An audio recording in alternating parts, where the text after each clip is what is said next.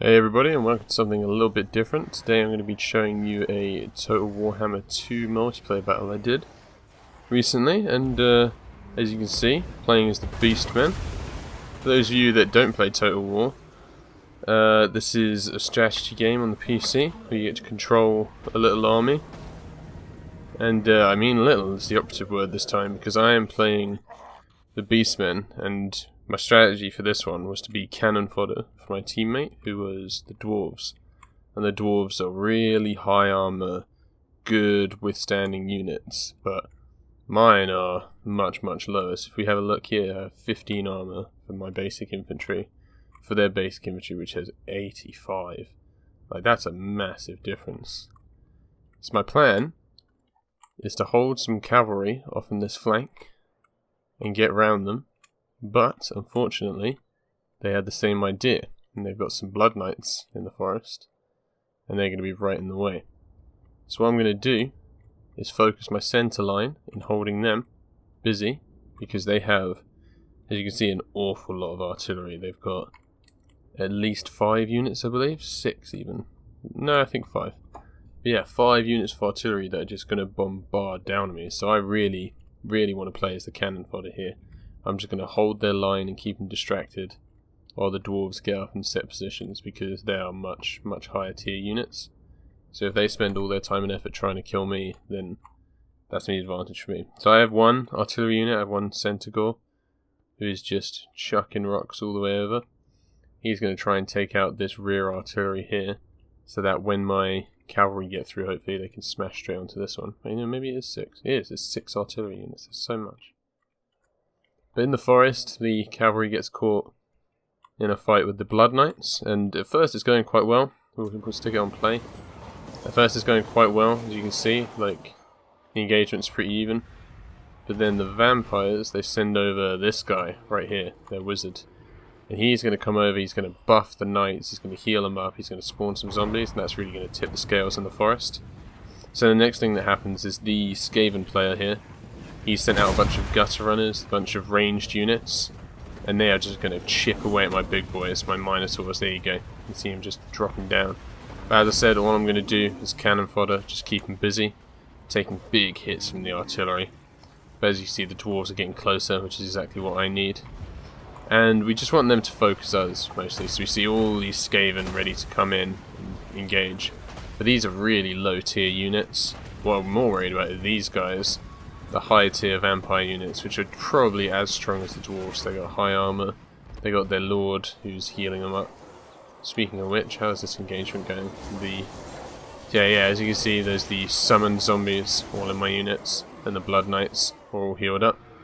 So that flank's really going to suffer. But all I wanted to do, when I knew I couldn't get the flank, was buy time for my centaur to maybe take out some artillery if my main cavalry couldn't. So in the centre, I'm trying to reform the line because of where the vampires are about to engage, and obviously, as I said, they're much more high value targets, so if I can keep them busy, give the dwarves a chance to crush the skaven. So it's basically a fair exchange. Their high tier units are facing our lower tier, and our higher tier units are facing their lower tier. So we still got the artillery over here. I believe my minotaurs get pretty. There we go. Yeah, they get one. They get close enough. But that costs me dearly because the gutter runners just chip away at them. I forgot that these guys were over here, and they sit here for a little bit until I remember they exist, and they chase some gutter runners to come back. At the back of the map, I don't know if he's still here. Let's have a quick check. Yep, he's still here. I left my lord because I didn't want to lose all morale. Because as you can see, if my lord's still alive, units will just come back. They'll just come back after being defeated.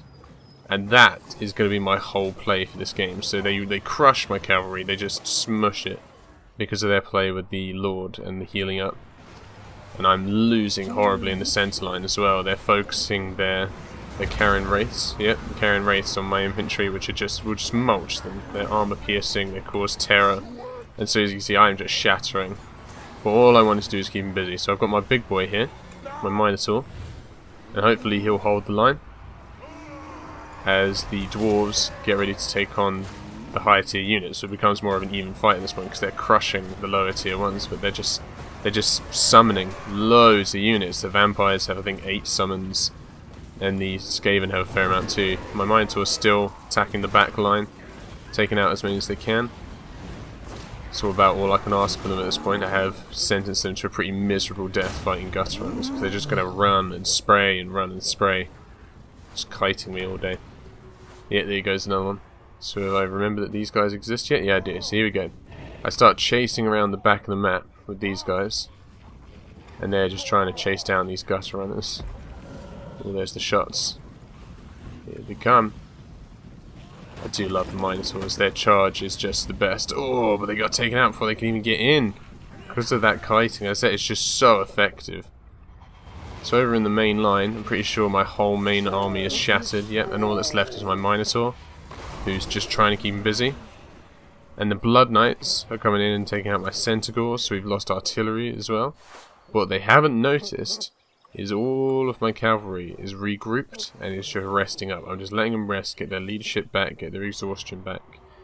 Because I am going to take all my infantry units that have regrouped and the Minotaurs that happen to have come back while chasing these gutter runners, regroup them with my leader, which will give them a big morale boost, and we're going to go finish off these gutter runners, and hopefully the plan is to swing round the flank while the Dwarves keep them busy. Because that's the best thing about the Dwarves. Their ability to hold the line is completely invaluable. Look, they're just unmovable objects, which is what I wanted. I wanted them to focus me, use most of their effort, most of their artillery on me.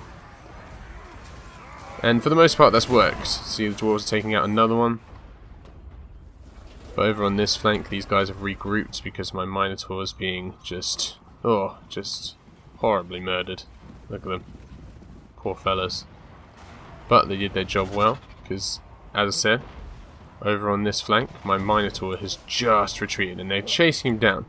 I think at this point, the Vampire Lord assumed this was my leader, which I don't know why, because I don't think you can actually get Minotaur generals. You can only get them as lords that buff the army.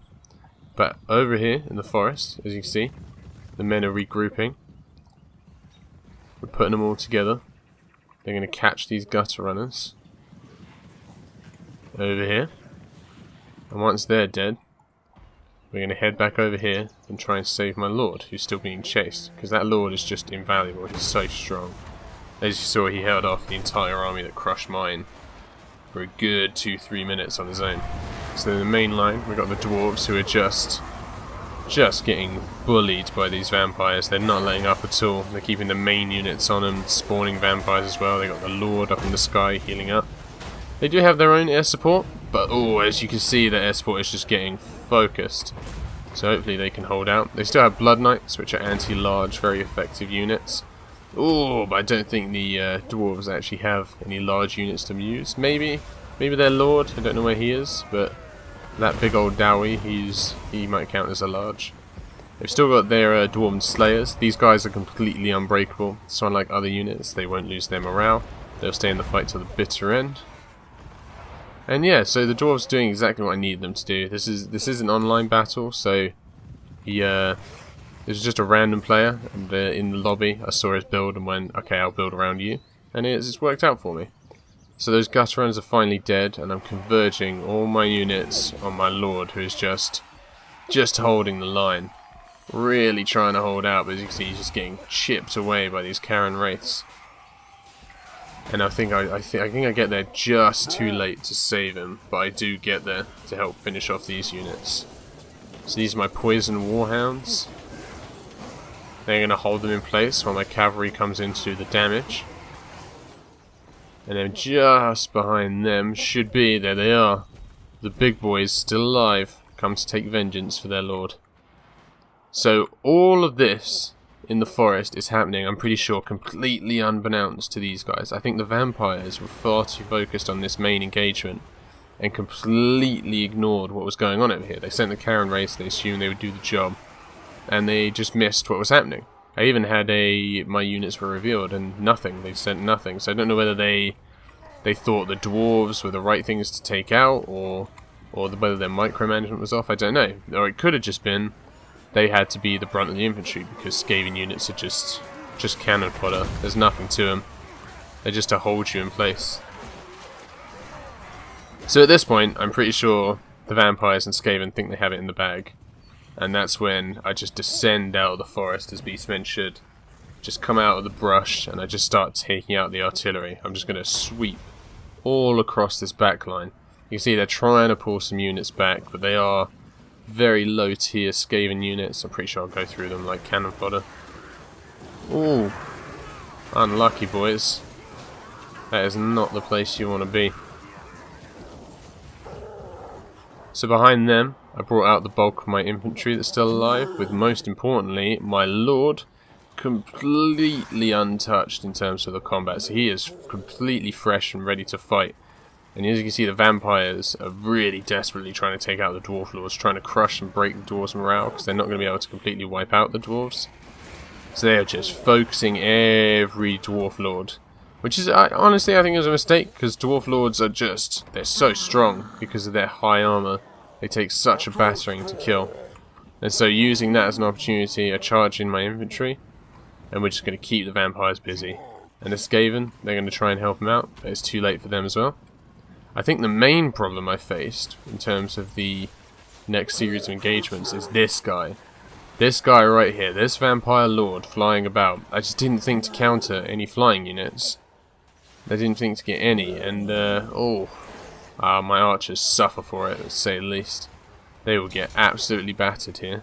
Oh, unlucky. But over here at the back engagement, still, the Skaven are trying to hold on to their artillery, and I'm specifically trying to take it away from them. My cavalry and my warhounds are very low HP and stuff. As you can see, they're wavering, they're teetering on the edge, they're being chased down. But they're succeeding. They're taking out the artillery, they're doing exactly what I needed.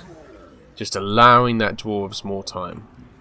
As you can see, it's so close at this point. It's 300 versus 500. Just the numbers of Skaven are a big deal as well. If they don't have a huge numerical advantage, they're a real disadvantage because they're just such low tier units. So I would wager 50 Dwarven units like this, just individual units, could take on 200 odd Skaven units because they're just not strong enough. But that's the trade-off. So over here, Vampire Lord is desperately trying to take out my archers, so I send in my infantry, and he pulls out because of my big lord here, who's still, as I said, untouched, raring to go. Dwarves have still got a few units helping me out, and I think at this point the vampire changes up his tactics. I don't think he has any infantry left as far as I can see. It's just his lord and those summoned zombies, which I think he's out of as well, because it's a certain number of charges.